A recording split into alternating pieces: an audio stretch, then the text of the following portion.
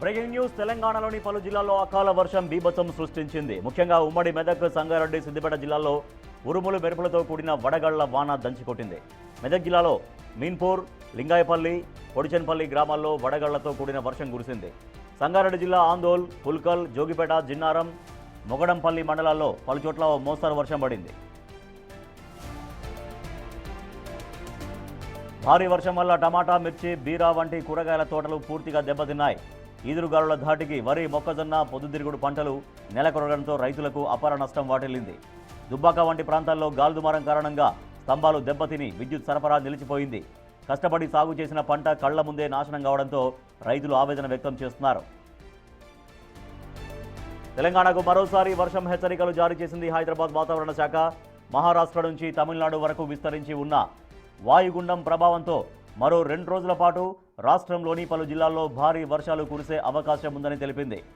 ఆదిలాబాద్, నిజామాబాద్, మెదక్, హైదరాబాద్, నల్లగొండ, కరీంనగర్ జిల్లాల్లో ఉరుములు మెరుపులతో కూడిన భారీ వర్షాలు కురిసే అవకాశం ఉందని హెచ్చరించింది. ఆ జిల్లాలకు ఎల్లో అలర్ట్ జారీ చేసింది. రైతులు అప్రమత్తంగా ఉండాలని సూచించింది.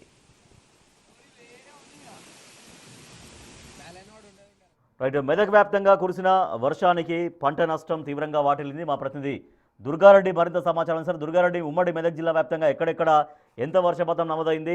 సో ఏ పంటలకు ఎక్కువగా నష్టం వాటిల్లింది? రాజేష్, ఉమ్మడి మెదక్ జిల్లాలో చూస్తే మాత్రం వర్ష బీభత్సము గత వారం 10 రోజుల కిందనే వడగళ్ల వర్షం పడి చాలా పంటలు దెబ్బతిన్నాయి. వరి, మొక్కజొన్న, పొద్దుతిరుగుడు, కూరగాయల తోటలకు మరోసారి నిన్న సాయంత్రం 5 నుంచి 7 మధ్యలో మాత్రము రాళ్ల వర్షం పడ్డది. మెదక్, ఆందోళన, ఆ తర్వాత జిన్నారం, పాపన్నపేట, దుబ్బాక ఈ ప్రాంతంలో మాత్రము వర్ష ప్రభావం తీవ్రంగా ఉంది. వడగళ్ల వర్షంతో మాత్రం కూరగాయల పంటలు దెబ్బతిన్నాయి. ఆ తర్వాత విద్యుత్ సరఫరా నిలిచిపోయింది. కొన్ని పోల్లకు కూడా ఏదైతే విద్యుత్ సరఫరా సంబంధించిన ఏదైతే పోలొంగిపోయినాయి దాంతో సంబంధించిన కొన్ని పంట పొలాలు కూడా దెబ్బతిన్న పరిస్థితి ఇక్కడ కనిపిస్తుంది. దీంతో పాటు ఉమ్మడి మెదక్ జిల్లాలో కూడా రాష్ట్ర వ్యాప్తంగా పడుతున్న ఏదైతే వర్షం ఉందో దాంతో పాటు గంటకు 40 నుంచి 40-60 కిలోమీటర్ల వేగంతో ఈదురుగాలు వీచి కొన్ని చోట్ల చెట్లు కూడా నెలకొరిగిపోయిన పరిస్థితి కనిపిస్తుంది.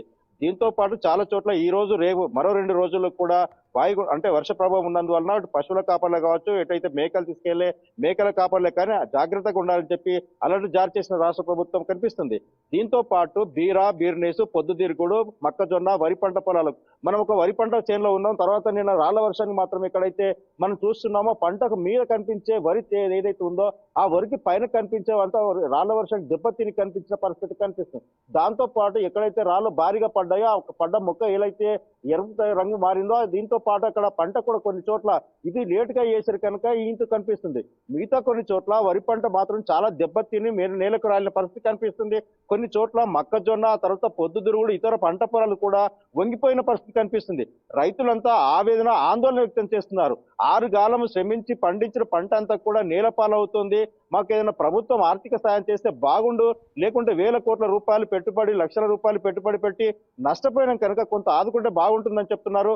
గతంలోనే ఏదైతే వడగళ్ల వర్షం పడ్డదో ఆ ప్రాంతానికి వెళ్లిన ఇరిగేషన్, రెవెన్యూ అధికారులంతా కూడా 6 నుంచి 7 వేల వరకు పంట నష్టం జరిగిందని చెప్పి రాష్ట్ర ప్రభుత్వానికి ఉమ్మడి మెదక్ జిల్లాకు సంబంధించిన జిల్లా కలెక్టర్లు ఒక నివేదిక సమర్పించారు. ఇప్పటి వరకు కూడా ఆ రైతులకు న్యాయం చేస్తామన్నారు. నష్టపరిహారం రాలేదని చెప్తున్నారు. ఎకరాకు 20 నుంచి 25 వేల వరకు పంట పొలాలకు మాత్రం రైతులకు ఎరువులే కావచ్చు, లేకుంటే కూలే కావచ్చు, ఇవన్నీ కూడా పెట్టి నష్టపోయిన పరిస్థితి అయితే ఇక్కడ కనిపిస్తుంది. ఈ వర్షానికి కూడా మాత్రం భారీగా నష్టపోయిన పరిస్థితి అయితే ఉమ్మడి మెదక్ జిల్లాలో కనిపిస్తుంది. Rajesh, right, thank you Durga Reddy. ఉమ్మడి మెదక్ జిల్లా వ్యాప్తంగా వడగళ్ల వానకు చాలా చోట్ల అనేక రకాల పంటలు దెబ్బతిన్నాయి. ప్రభుత్వం రైతులను ఆదుకోవాలన్నటువంటి డిమాండ్ అక్కడ వ్యక్తమవుతోంది.